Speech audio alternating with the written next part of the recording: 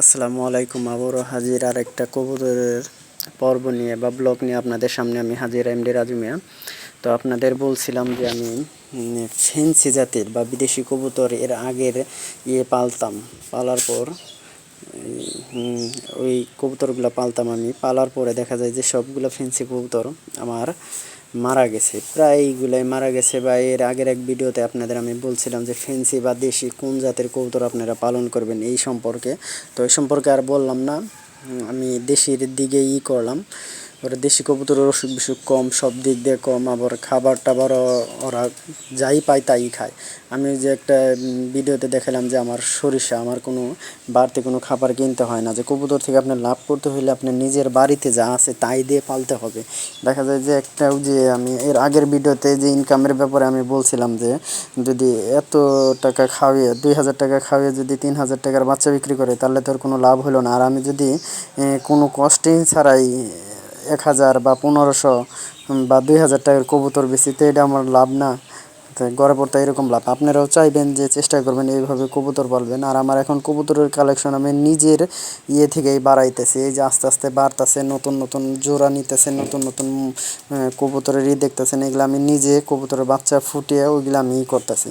দেখা যায় যে কোনো খামারে বা হাটে বাজার থেকে আনছিলাম আমি এর আগে অনেকগুলো দেশি কবুতর, তো সেইগুলা ভালো হয় না, সেগুলা ভালো হয় না, হয় না কবুতরেরই। এই যে এই সাইডেও দেখাইছে, এই যে আমার ধান দিয়ে রাখছে, এই যে ধানের একটা তো ধানও খায় কবুতর। মন চাইলে ধান, সরিষা আমার নিজের ক্ষেতের এইগুলা দেই। ভাত খাইতে বলে ভাত ছিটিয়ে দেই, চাউল দেই, এইসব দিয়েই কবুতর খায়। কালাইয়ের দিনে কালাই। আমি তো কৃষকের ছেলেদের, আমাদের ওখানে কৃষি কাজ করা হয়, তো এইসব দিয়েই আমি কবুতর পালন করি। এই যে জোড়াটা আমার, এই পেয়ারটা আমার জোড়া লেগে গেছে। তো যেটা কবুতর আমার, এই যে কবুতরের কালেকশন কম, অনেকে বলে যে ভাই করতেছেন যখন আরও বড় পরিসরে করেন।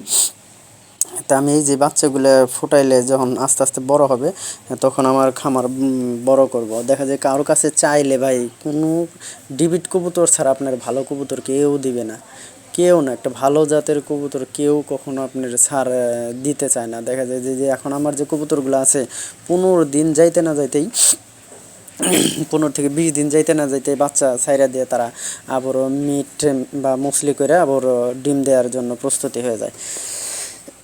তো আপনারা চেষ্টা করবেন যে এইসব দিকগুলা বিবেচনা করে কবুতর পালন করবেন। কবুতরের ক্ষেত্রে দেখা যায় যে রোগবালাই যাতে না হয়, দেশিগুলোর রোগবালাই একদমই না।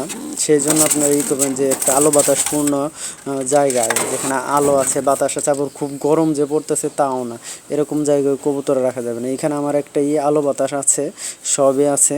তারপরে দেখা যায় যে আমার একটা ছেঁড়া জায়গায় আছে একদমই, তাই আমার কবুতরটা কোনো অসুখ বিসুখ হয় না।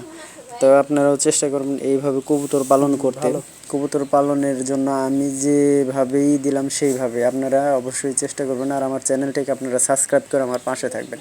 আমি এর আগেও বলছি ভাই, আমি কোনোই না ইউটিউব দেখে আমি অনেক ফেন্সি জাতের কবুতর অতি ভালো এরকম একটা ভিডিও দেখছিলাম যে ফেন্সি জাতের কবুতর আপনি পালন করবেন, ও 2000 টাকা জোড়া পেয়ার, একটা পেয়ার বানাইতে পারলে ভাই, একটা আমি পেয়ারই বানাইতে পারি না। এক জোড়া যে কবুতর আমি ফেন্সি জাতের পালন করে আমি করবো, হয়ই না। দেখা যায় যে একটা করে বাচ্চা মারা যায় বা যে কোনো বড় আর হয় না। আর ছোটো বাচ্চার দাম তো সেই, দেশি কবুতরের বাচ্চারও 300 টাকা জোড়া, আর আপনার ফেন্সি জাতের কবুতরের বাচ্চাও 300 টাকা জোড়া। এটা খাওয়ার জন্য বিক্রি হয়, তো সেই ক্ষেত্রে আর কোনো লাভ হয় না। আর দেখা যায় বড় করতে পারলে দেখা যায় ওটা পায়রা হয়, ফেন্সি জাতের পায়রা হয়, বা পায়রির সাথে মিলে না, বা অন্য কোথাও থেকে আমি অনেক কালেক্ট করার পরেই হয় না। আর ফেন্সি জাতের কবুতরগুলো মিলানোও খুব কঠিন ভাই।